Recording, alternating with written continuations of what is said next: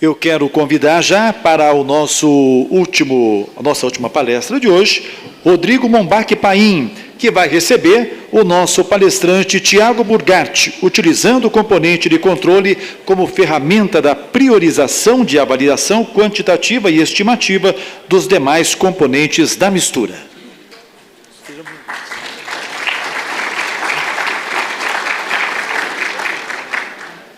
Boa noite a todos. Eu sou Rodrigo Paim, representante regional da ABHO no Rio Grande do Sul, e com muito prazer aqui estou mediando este painel, né? Agradeço à diretoria por me convidarem para estar aqui.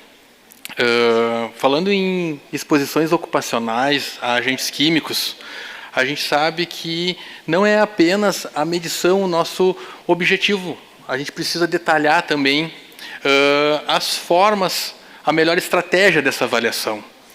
E esse trabalho que o Tiago vai apresentar vem muito a este encontro, né? Porque por vezes a gente não tem todas as informações disponíveis logo no início, né? Quando a gente está fazendo o nosso levantamento inicial. E essa estratégia que o Tiago vai apresentar aqui vem muito a esse encontro. Então, para realizar a palestra, utilizando o componente de controle como ferramenta de priorização de avaliações quantitativa e estimativa dos demais componentes da mistura, Tiago, te convido aí.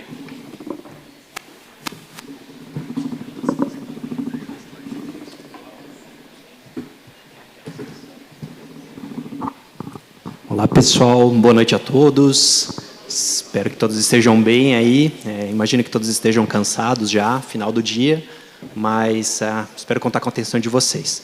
Bom, se vocês me permitem, já passamos um pouquinho do horário, tá? Mas eu gostaria de fazer 3 breves agradecimentos, tá?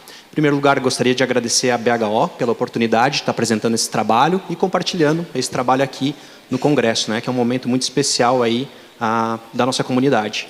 Em segundo lugar, eu não poderia deixar de agradecer aos meus companheiros aí, os amigos que a HO me deu, tá? O Marco Cel e o André Rinaldi também, pela parceria e por terem topado em fazer esse projeto juntos. Né? Então, muito obrigado, pessoal. Eu tenho uma admiração enorme por vocês. Tá? E em terceiro lugar, gostaria de agradecer também ao meu amigo e também pessoa genial, Marcos Braga. Ele, eu acho que foi a pessoa que conseguiu encaixar as engrenagens. A gente tinha ideia, mas não estava conseguindo fazer esse nosso piloto, esse nosso modelo rodar. E em alguns encontros que, por sinal, teve início no CBHO de 2024, onde eu e o Marcos, a gente teve a mesma ideia, né? E o Marcos colocou nós dois conversarmos, e depois a gente foi amadurecendo a ideia e conseguiu realmente fazer o nosso projeto rodar. Que, agora propriamente dito com a apresentação, é a utilização da componente de controle como uma ferramenta de priorização de avaliação quantitativa e estimativa dos demais componentes de uma mistura. Bom, vamos lá. Bom, pessoal, é de amplo conhecimento de todos da área de higiene ocupacional que os agentes químicos eles são uma problemática dentro dos ambientes de trabalho. Né? Diversas palestras aqui que nós escutamos, inclusive agora há pouco, a do Benzeno que veio, faz nos entender essa problemática de como a gente tem que controlar determinados agentes dentro do ambiente de trabalho. E nesse sentido, dos produtos químicos, né, das misturas químicas, geralmente nós temos 2 formas de empregar essas avaliações, que são as formas quantitativas e também as formas qualitativas. Né?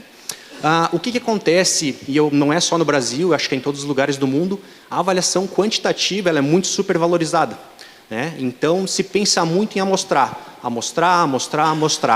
E eu fui até oportuno, tive a sorte de estar apresentando nesse momento para vocês, porque a gente teve várias palestras hoje, no dia de hoje, que nos mostraram que, inclusive, o próprio manual da NIOSH, lá em 1977, que ele foi publicado, se tinha 20 amostragens lá e a gente não conseguia, com 20 amostragens, ter uma determinação se estava com o risco controlado ou não.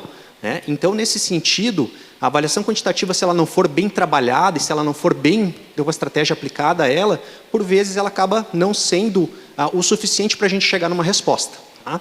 E nesse sentido, a avaliação qualitativa ela tem esse papel de ser feita anteriormente. Então, algo que eu queria trazer para vocês, né? No caso de grandes organizações, as avaliações de estratégias de amostragem, de campanhas de amostragem, ela geralmente é restrita a orçamentos. Não sei se isso é a realidade de vocês, mas Acho que não, né? Mas vira e mexe a gente tem esse problema de uma restrição orçamentária para realizar uma campanha, né? E isso se multiplica e se intensifica quando a gente tem uma FDS, por exemplo, como o Gilvan acabou de falar, que nós temos 10 componentes, que nós temos 10 agentes dentro de uma mesma FDS. O que avaliar? E o que avaliar para não deixar passar alguma coisa despercebido? Porque quando a gente tem restrição orçamentária, nós temos que ser assertivos nas nossas escolhas, né? E nesse sentido, né, como aplicar uma estratégia para eu não supervalorizar um agente que não deveria ser avaliado e não menosprezar um agente que teria necessidade de avaliação, né? Isso é algo que a gente tem que tomar muito cuidado nas FDS, onde a gente tem aquelas faixas de concentração e a gente tem aquele 1% de um agente lá.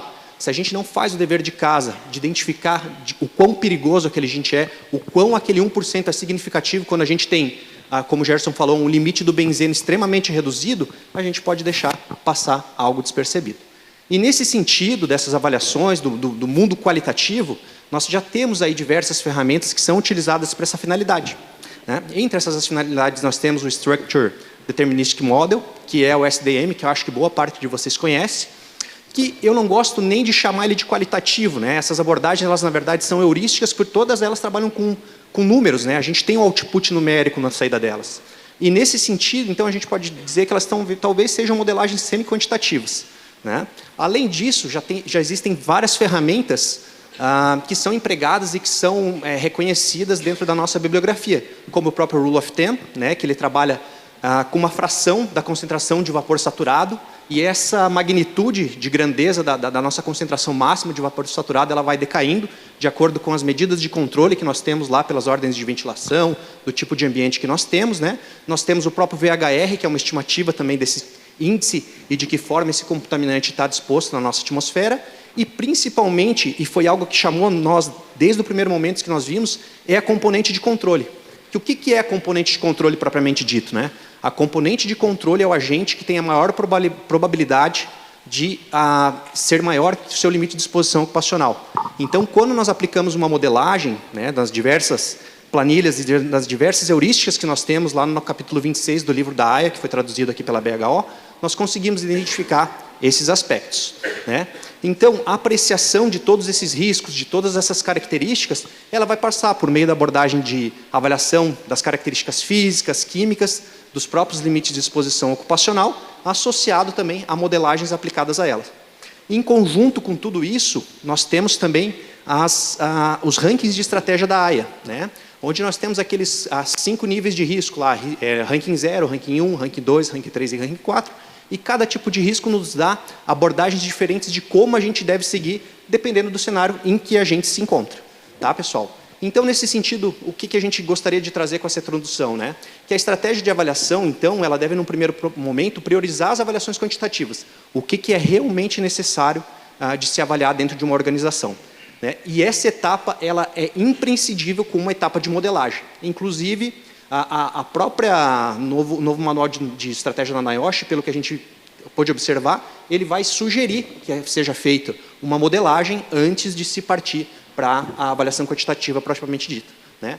E esse índice de priorização, nós aqui utilizamos o ranking AIA, mas também pode ser possível utilizar outras formas, como componentes ototóxicos, que foi falado ontem também nas palestras, né? Ou carcinogênicos, ou mutagênicos, enfim. A própria companhia pode estabelecer o que ela entende de prioridade de acordo com seus problemas, de acordo com o seu conhecimento.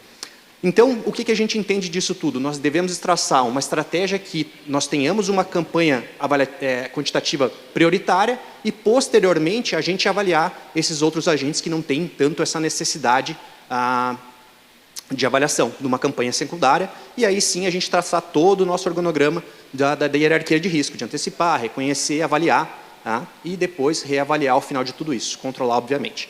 Então, assim, o entendimento minucioso de todas essas características e todas essas informações vão nos permitir priorizar o esforço de forma inteligente, né? Utilizando realmente o nosso recurso que é limitado dentro do que realmente é um problema nas nossas organizações.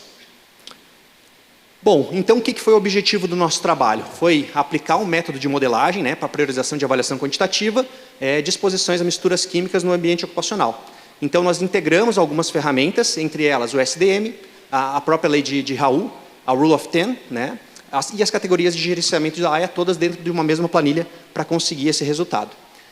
Nós utilizamos a modelagem em 4 cenários distintos, né, envolvendo todas misturas químicas, com diferentes níveis de controle, do Rule of 10, níveis de exposição e níveis de controle também. Comparamos os resultados obtidos pela modelagem com os obtidos no monitoramento de campo, né, para ver se o modelo realmente estava nos dando uma resposta fidedigna do que estava tendo de output. E, por meio disso, a gente conseguiu avaliar a efetividade da modelagem na identificação dessa componente de controle, né, que, em teoria, seria a nossa substância mais perigosa dentro de uma mistura, né, indicando a necessidade de monitoramento quantitativo ou não, com base nas categorias da AIA. E também, nesses cenários que nós tivemos, identificar, né, a limitação para a utilização da nossa ferramenta. Certo? Bom, então, a modelagem ela foi desenvolvida em planilha eletrônica no Microsoft Excel. Então, muito se falou em IA aqui, mas foi feito em IH, inteligência humana mesmo braçal, no bom e velho Excel. Né? Então, nós fizemos uma adaptação do SDM, tá?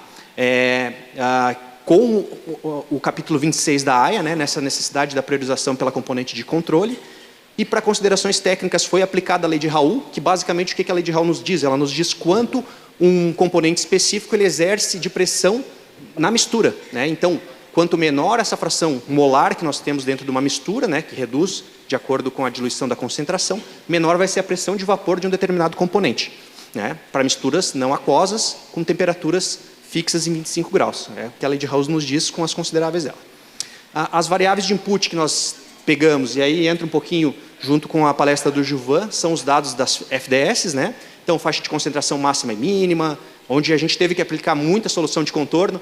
Também acho que deve ser algo que vocês não passam, mas quando você faz o somatório das faixas de concentração, de não dar 100% ou de exceder 100%, é raro, mas acontece quase sempre, né? Nós temos também a questão de pressão de vapor, que foram inputs que nós mesmos conseguimos em literatura, que todas as ferramentas, hoje em dia, a gente tem isso de forma muito fácil, né? Algo que a gente deu uma inovada foi no tempo de exposição em jornada, uma vez que nem todas as atividades eram realizadas durante todo o período de tempo, né? Com a aplicação também do ordenamento da fração de concentração de vapor saturado pelo Rule of 10. Com variáveis de output, então a gente teve fração molar, razão de pressão de vapor, componente de controle, na concentração de vapor saturado, a estimativa de concentração do produto, enfim, outras que eu vou apresentar aqui na planilha, que eu acho que vai ficar um pouquinho mais fácil de vocês visualizarem. Desculpem aí pelo tamanho, ficou um pouquinho pequeno, tá? Mas o que eu gostaria de mostrar para vocês? Então, basicamente, aqui a gente tem os inputs do produto, né? Com os limites de exposição, que não necessariamente foram os da AIA, porque alguns desses agentes, nós não tínhamos limites de exposição pela AIA, então nós buscamos em outro banco de dados, e aí o Guest nos ajudou muito nesse sentido, tá? Aqui, basicamente, a gente tem a matemática e a química desenvolvida com a pressão de vapor ajustada, de acordo com a fração molar e todos os outros cálculos que nós realizamos. E aqui, propriamente dito, nós temos o output, que é a concentração de vapor saturado, que é o máximo que um componente químico ele pode se dispersar dentro de um ambiente, com a aplicação do Rule of 10, e aí a gente pegou a ponderação de tempo, né, junto com isso, e aí sim chegamos no limite de exposição ocupacional, na porcentagem aqui. Então, depois eu vou explicar certinho, tá? Mas basicamente os agentes que estão em verde, eles não têm a necessidade de mensuração pelo grau de 0 a 1, pelo grau de ranqueamento da AIA, tá? Enquanto que o vermelhinho e o amarelo, eles têm uma necessidade de monitoramento. O vermelhinho é que ele passou já do limite de exposição ocupacional, então esse cara ele tem que ser visto de forma imediata. O amarelo a gente tem uma certa incerteza ao redor dele, né?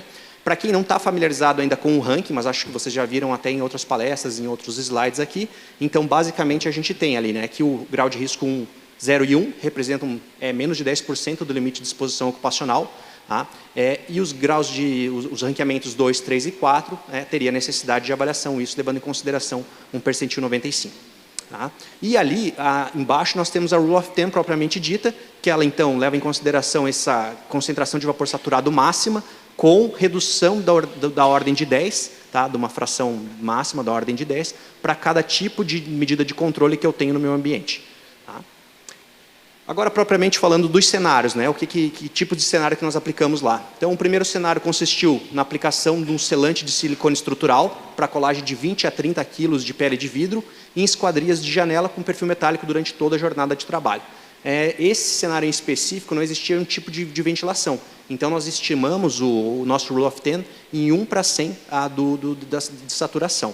Tá? Aqui são os dados da nossa FDS. Essa FDS, por sinal, a gente teve o 100%, né? Então não tivemos que fazer nenhum arranjo matemático nesse sentido. Tá? O cenário 2, por sua vez, era uma atividade de carregamento de caminhão-tanque com 45 mil litros com gasolina comum. E esse cenário nós tivemos a oportunidade de avaliar ele 2 vezes. Em 2025, ele foi feito uma captura local exaustora, tá? E em 2021 ele não tinha essa captura. Além dessa mudança do Rule of 10, né, para esses 2 cenários desenvolvidos, o limite do benzeno também foi alterado de 2025 para 2021. Então, nós fizemos a modelagem com o limite de exposição de cada época nesse sentido. Tá? Aqui nós temos também os dados da nossa concentração e da nossa mistura. Tá? E, por último, nosso cenário 4 era uma atividade que, um julgamento profissional sem se atentar muito, a gente já diria que não teria necessidade de avaliação, que é uma limpeza de peças com thinner, tá? por meia hora por dia, 30 minutos por dia. Tá? Então, era usada uma latinha de thinner de 900 ml todo dia e depois ela era descartada, não ficava no mesmo ambiente de trabalho, com essa concentração. Nesse caso específico dessa concentração, a gente teve que fazer um arranjo matemático de basicamente equacionar o peso desse somatório para chegar no somatório de 100%, ou na falta de ele não chegar a 100%, ou no caso de ele exceder o 100%. Tá? Aqui, pessoal, eu trouxe toda a planilha que nós aplicamos e no que nós desenvolvemos com os ranqueamentos. Mas o que eu quero que vocês prestem atenção, que eu vou falar de uma delas, né? Aqui nós temos a concentração estimada pela nossa ferramenta, tá? E aqui nós temos a categorização AIA pela ferramenta. Aqui nós temos o resultado do monitoramento em campo e aqui nós temos a categorização pelo monitoramento de campo também. Tá? Então, no nosso primeiro cenário, né, o que nós trouxemos aqui? Da aplicação de selante. O modelo, ele estimou, foi superior em 425% o estimado do avaliado em campo. Tá?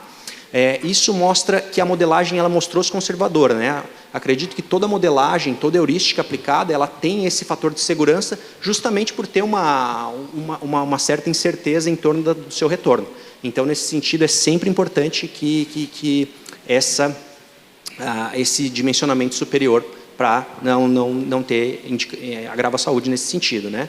E apesar da diferença que nós tivemos, desses 425%, tá? Ambos os métodos classificaram o cenário na categoria 4 da AIA, indicando a necessidade de monitoramento pela ferramenta.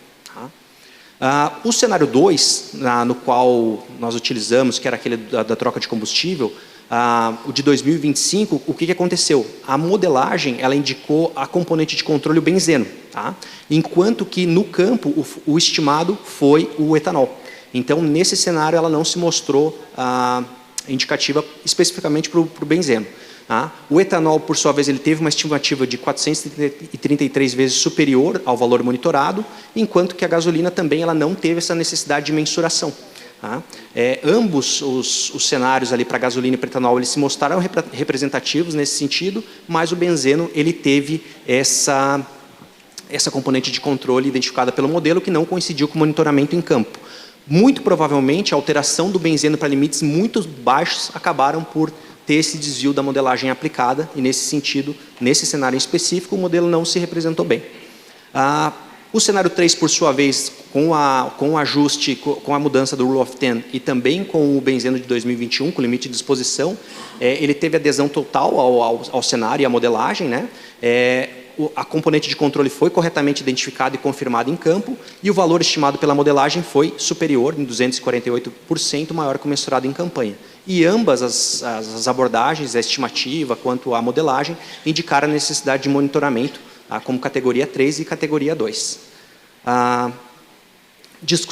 No cenário 4, né, que foi aquele cenário da limpeza de thinner, onde a gente já imaginava que não teria necessidade de monitoramento, o cenário também ele apresentou um ranqueamento totalmente aderido à modelagem, mas a componente de controle especificamente, ela acabou divergindo. Tá? Então, a modelagem indicou o tolueno, enquanto que o monitoramento identificou o acetato de etilo. O que a gente pôde perceber, obviamente, que a componente de controle ela leva muito em consideração o limite de exposição ocupacional, né? Uma vez que ela é uma resposta nesse sentido, da pressão de vapor ajustada dividido pelo limite de exposição ocupacional. E nesse sentido, obviamente, que isso vai fazer a diferença na modelagem, né? Mas a modelagem ela foi precisa na estimativa dos valores de exposição, né? Se vocês verem, ficaram no ordenamento próximo aí nesse sentido. Ambos os métodos, tanto modelagem quanto monitoramento, classificaram o cenário nas categorias 0 ou 1 da AIA, ou seja, não indicando pela necessidade de monitoramento nesse caso. Tá? Bom, pessoal, como conclusão, né, a modelagem ela foi eficaz na identificação das componentes de controle nos cenários 1 e 3, mas divergiu dos resultados do monitoramento dos cenários 2 e 4. Tá? Possivelmente, no cenário 2, a alteração no léu do benzeno pode ter impactado na precisão da modelagem nesse cenário, enquanto que no cenário 4, essa baixa exposição da jornada pode também ter impactado na proposta da modelagem. Tá? Houve total compatibilidade, com exceção do benzeno no cenário 2, todos os outros agentes, houve total compatibilidade com as categorias AIA nos 4 cenários, tanto pela modelagem quanto pelo monitoramento. Tá? Então, a ferramenta proposta para os cenários avariados, ela se mostrou uma solução acessível e adaptável, especialmente útil em contexto de misturas complexas com restrição orçamentária. Como recomendações que só foram avaliados 4 cenários, né? Nós, então, vamos prosseguir aplicando esse modelo em cenários distintos, né, com diferentes cenários, com diferentes ponderações de tempo e diferentes limites de exposição ocupacional. Tá? E uma atenção especial ela se deve à aplicação do Rule of 10, porque um erro de medida, a gente está trabalhando com uma grandeza de 10 vezes, de magnitude de 10. Né? Então, nesse sentido, a Rule of 10 tem que ser usada com muito cuidado para não supervalorizar um risco, nem subestimar um risco também. Né? E, obviamente, que a eficácia da modelagem ela depende diretamente da qualidade das informações fornecidas nas fichas com dados de segurança. Né? Uma vez que também é bastante comum a gente pegar o 3% segredo industrial e não tem o que fazer com uma FDS dessa. Né? É sentar e chorar. Então, nesse sentido, né, as concentrações elas precisam estar muito bem estabelecidas para que seja possível utilizar a modelagem. Tá? E, obviamente, que a melhoria das qualidades dos dados de entrada contribuirá, então, para resultados mais confiáveis e fortalecer o uso da ferramenta como um suporte técnico, tanto pelo novo manual da NIOSH, que ele vai começar a aplicar esse tipo de modelagem, para a gestão de exposição ocupacional a agentes químicos. Era isso, pessoal. Aqui algumas referências. Muito obrigado.